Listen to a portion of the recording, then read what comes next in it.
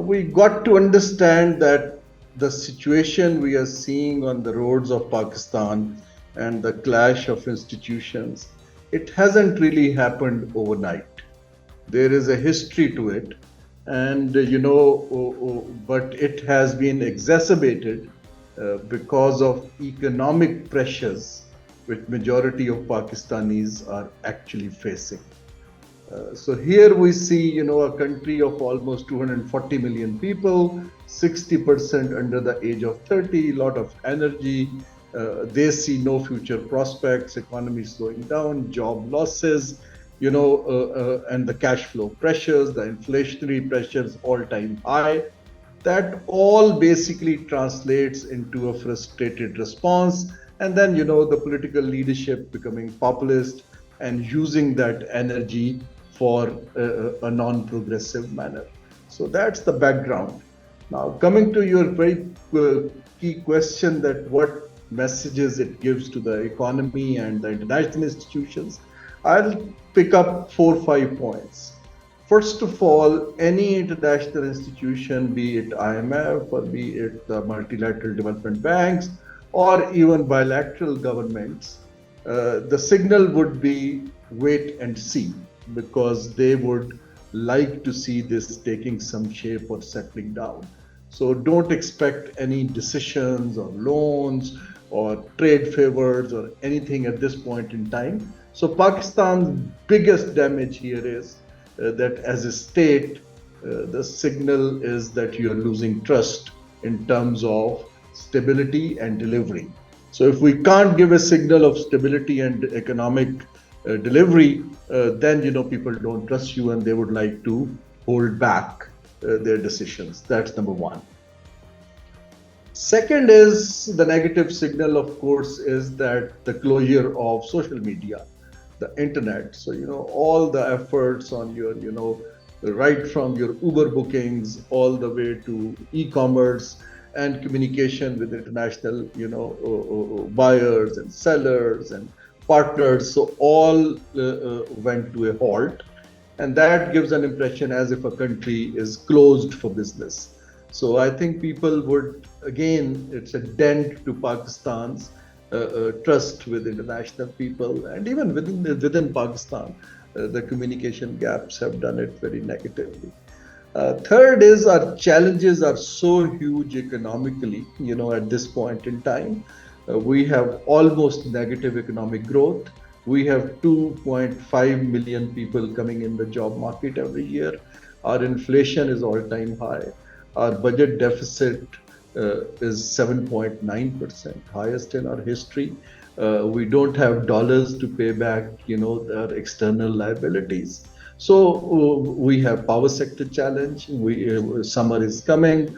So all these challenges in this turmoil, very conveniently, the people who should be addressing those issues, I'm not touching the bigger issues of climate change and the floods which damage they did. All the attention, have you heard any policy statement of any minister in the past few months? Everybody is so charged on the real politic or populist sloganizing or blaming. So who is working? Under these circumstances, bureaucracies stop working.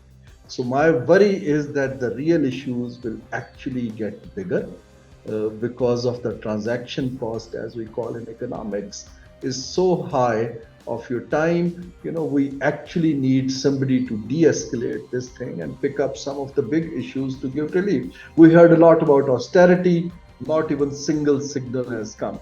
So in closing down this argument, I think it's a very tough time for small and medium businesses who do not have reserves to sustain themselves. It's a tough time for the people with low income, quintiles. They cannot sustain their lifestyles or day-to-day living with the inflationary pressures.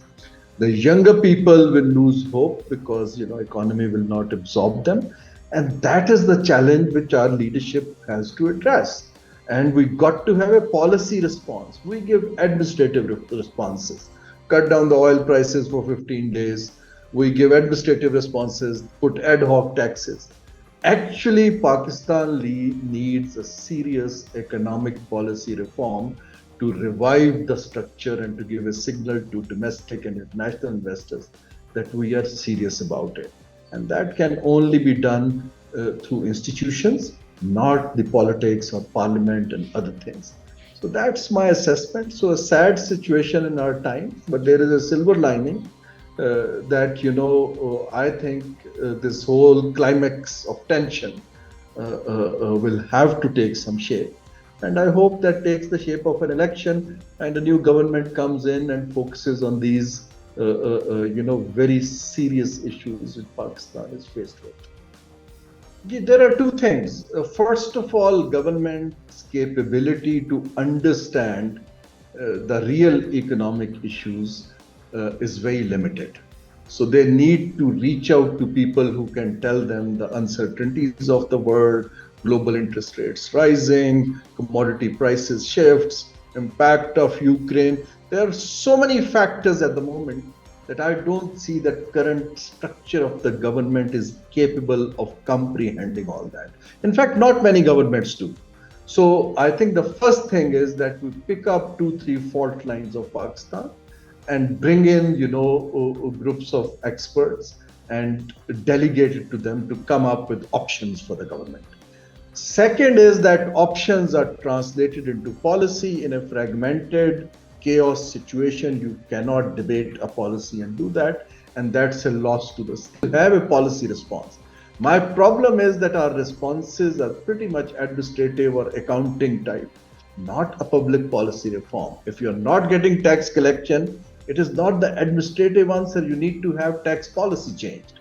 You need to have industrial policy in place which brings in, taxes. If you are short of dollars, you've got to give a policy response to increase remittances and exports rather than curtailing imports, you see? So I think Pakistan's current elite in this whole needless, activity of blaming each other and on the roads and breaking down properties and law and order, it has huge impact on the direction we urgently need. I tweeted this morning that please understand the difference between needless and needful. We need to do the needful at this point in time. What we are doing is absolutely needless. I think first of all, we need to restore confidence of international institutions and investors, both international and local. And for that, you need to bring in people, apolitical, professionally sound to head few institutions and delegate powers to them. Currently, everything under the sun is done in the cabinet meetings. Please trust the institutions. If it is privatization, make the commission independent. If it is investment, get off hands to board of investment, and put CEOs of credibility who can inspire confidence of the market. That is of utmost importance. Second, as I said, that you cannot do everything or larger reform. Pick up 1 or 2 reforms and show to the world that we are serious. For instance, state-owned enterprises. Pick up a reform and show to the world that you can actually get out of the state-owned enterprises. If you want, IT exports, just come up with some interventions. Because at this point in time, we are not trusted. People think we are only talk shops. We have no capability or seriousness in terms of progressively moving forward. My suggestion would be bring some good people, make some institutions independent, and pick up 1 or 2 economic reforms which people can deliver. Don't show dreams. Don't live in denial. People want real, solutions from Pakistan on our economic value proposition, not on our geopolitical proposition. We have been getting bailouts because of our geostrategic positioning. Times have changed. We need to deliver on our economic front, and for that, capability is limited. Nobody has singularly the wisdom to do it. They need partnerships with professionals, with institutions, but de-escalate from politics these things. Insulate some of the reforms. That's how it will move on.